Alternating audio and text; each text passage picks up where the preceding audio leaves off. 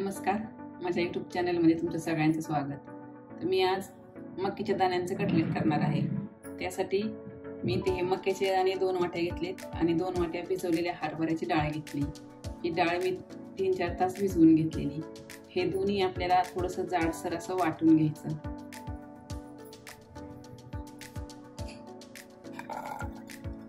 एक वाटलं तरी चालते. अगोदर मक्याचे दाणे वाटून घेऊ आणि नंतर आपण हरभऱ्याची डाळ वाटून घेऊ.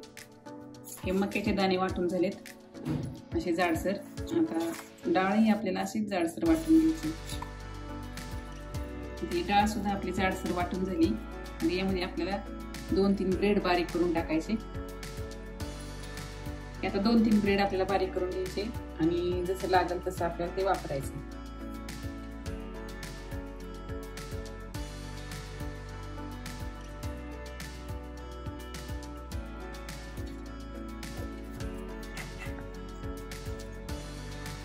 हे ब्रेड बारीक झाले. आता त्याच्यामध्ये मिक्स करून घ्यायचं. आता हे डाळ आणि मक्याचे दाणे दोन्ही मिक्स करायचं. टाकायचं आपल्याला चवीपुरतं मीठ, मिरची पावडर आणि ही भाजलेल्या जिऱ्याची पावडर आहे अर्धा चमचा. हे 2-3 चमचे आपल्याला कॉर्नफ्लॉवर टाकायचे.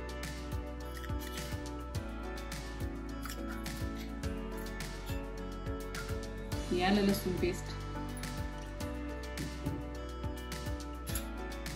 कोथिंबीर आणि हे आपण 2-3 ब्रेड बारीक करून घेतले. त्यातले थोडे शिल्लक ठेवायचे, गरज पडली तर नंतर वापरायचे. आता हे हाताने आपल्याला एक मिक्स करून घ्यायचं.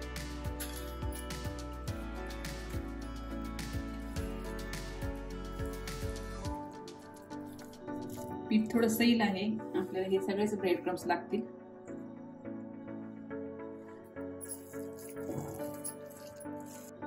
आता आपल्याला सगळ्यात शेवटी त्यात हे तांदळाचं पीठ टाकायचंय. तांदळाचं पीठ नसेल तर रवा ऍड करा.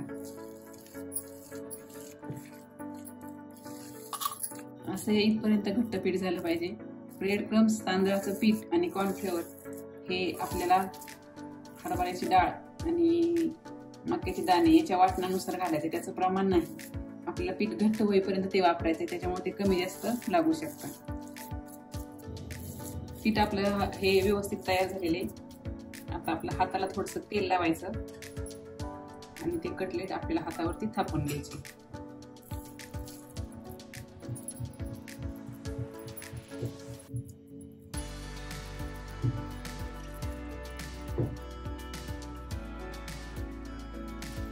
असे मस्त असे आकार द्यायचे त्याला. आपल्याला हे तव्यावरती शॅलो फ्राय करून घ्यायचे.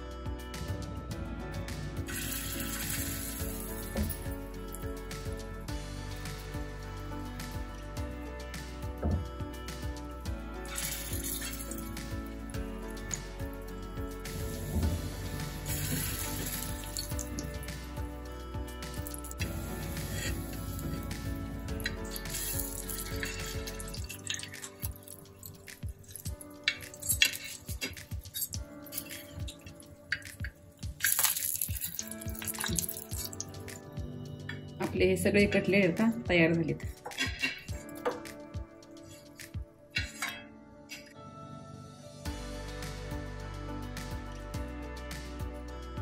हे कटलेट तुम्ही दह्यावर, सॉसवर, कशावर खाऊ शकता.